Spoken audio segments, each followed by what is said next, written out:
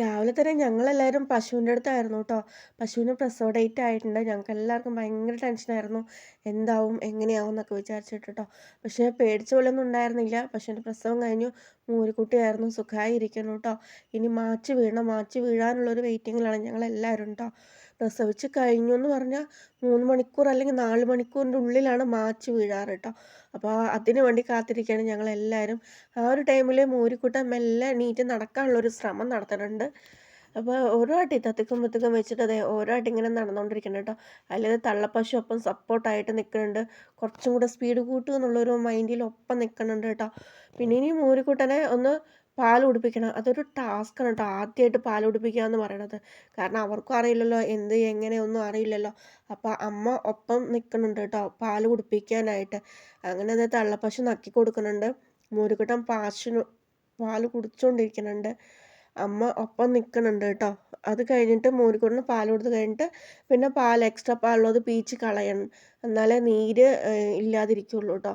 പിന്നെ മാച്ച് വീണിട്ടുണ്ടായിരുന്നില്ല ഇത്ര നേരമായിട്ട്. അപ്പോൾ നനഞ്ഞ തുണി മേലിട്ട് കൊടുത്തിട്ടുണ്ടായിരുന്നു കേട്ടോ. നല്ല തണുത്ത വെള്ളത്തിൽ നമ്മുടെ ചാക്ക് തുണിയില്ലേ അത് നന്നായി മുക്കിയിട്ട് പശുവിൻ്റെ മേലെ ഇട്ട് കൊടുത്തിരിക്കുകയാണ് കേട്ടോ. അങ്ങനെയാണെന്നുണ്ടെങ്കിൽ പെട്ടെന്ന് മാച്ച് വീഴും. അപ്പോൾ വൈക്കോലൊക്കെ ഇങ്ങനെ വെതറി കിടക്കണോണ്ടാണ് തോന്നുന്നു കോഴികളൊക്കെ ആദ്യം ഒരെണ്ണേ വന്നുള്ളൂ. പിന്നെ ദേ എല്ലാം കൂടെ വന്നിട്ട് അതിൽ മേഞ്ഞുകൊണ്ടിരിക്കുന്നുണ്ട് കേട്ടോ. അപ്പോൾ പശു ഇത് എൻ്റെ വൈക്കോലല്ലേ എന്ന് പറഞ്ഞിട്ട് നോക്കിക്കൊണ്ടിരിക്കുന്നുണ്ട്.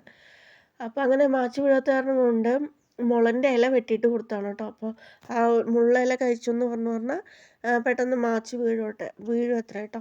അപ്പോൾ അതിന് വേണ്ടിയിട്ടായിരുന്നു. അപ്പോൾ ചാക്ക് നോക്കിയപ്പോൾ അത് വെടിച്ചിരിക്കണം കേട്ടോ.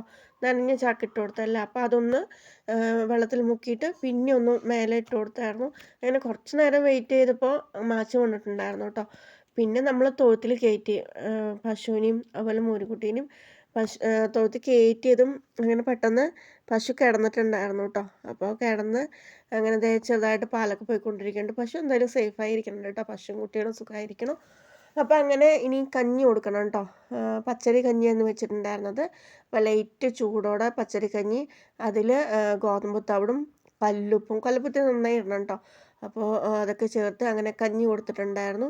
പിന്നെ കഞ്ഞി കൊടുത്ത ശേഷം കുറച്ച് വൈക്കോൽ ഇട്ട് കൊടുത്തിട്ട് അതേ പശു വൈക്കോൽ തിന്നുകൊണ്ടിരിക്കുന്നുണ്ട്. മൂരിക്കുട്ടൻ പിന്നെ പാലൊക്കെ കുടിച്ച് കഴിഞ്ഞപ്പോൾ നല്ല റെസ്റ്റ് എടുത്തുകൊണ്ടിരിക്കണം കേട്ടോ. സുഖം ഒരു ഉറക്കമൊക്കെ കഴിഞ്ഞ് അങ്ങനെ ഇരിക്കുകയാണ്. എണീക്കണോ വേണ്ടേ എന്ന് പറഞ്ഞിട്ട്. പിന്നെ കുറച്ച് കഴിഞ്ഞ് നോക്കിയപ്പോണ്ട് ദേ മുറ്റത്ത് കൂടെ ഇങ്ങനെ തേരാപ്പാര നടക്കണം കേട്ടോ. ആദ്യം ചെറുതായിട്ട് നടന്ന ആളിന് ഇപ്പം ഇത്തിരി സ്പീഡൊക്കെ കൂടുന്നുണ്ട് കേട്ടോ നടത്തത്തിന്. ഉണ്ണിക്കുട്ടൻ പിന്നെ ദേ മൂരിക്കുട്ടൻ്റെ പിന്നാലെയാണ് കേട്ടോ. അങ്ങോട്ട് നടക്കുക ഇങ്ങോട്ട് നടക്കുമെന്ന് പറഞ്ഞിട്ട് മൂരിക്കുട്ടൻ്റെ കൂടെ കളിച്ചുകൊണ്ടിരിക്കുകയാണ് കേട്ടോ. അപ്പോൾ രണ്ടാളും കൂടെ ഇതങ്ങനെ കളിച്ചുകൊണ്ടിരിക്കുന്നുണ്ട്. അപ്പോൾ ഇന്നത്തെ വീഡിയോ ഇത്രയേ ഉള്ളൂ കേട്ടോ. ഇന്നത്തെ എൻ്റെ വീട്ടിലെ വിശേഷം എന്ന് പറയുന്നത് പശു പ്രസവിച്ചതും അതുപോലെ ഞങ്ങളുടെ ആ ഒരു ഹാപ്പി ഡേ ഒക്കെ ആയിരുന്നു. അപ്പോൾ വീഡിയോ ഇഷ്ടപ്പെട്ടെങ്കിൽ എല്ലാവരും ലൈക്ക് ചെയ്ത് സബ്സ്ക്രൈബ് ചെയ്ത് കൂടെ കൂടണേ. അപ്പോൾ എൻ്റെ എന്തെങ്കിലും ചെറിയ തെറ്റൊക്കെ ഉണ്ടെങ്കിൽ ക്ഷമിച്ചു മുന്നോട്ട് പോകാൻ വേണ്ടി പ്രാർത്ഥിക്കണം. Thank you.